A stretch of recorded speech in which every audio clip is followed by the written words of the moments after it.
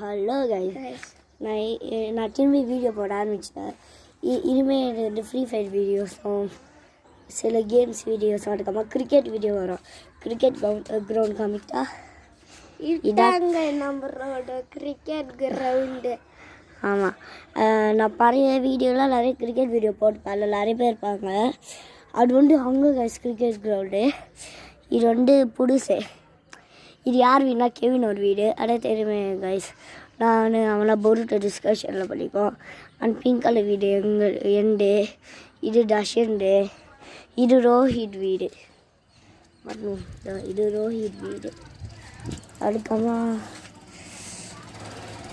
இனிமேல் இங்கே தான் கிரிக்கெட் வீடியோஸ்லாம் வரும்.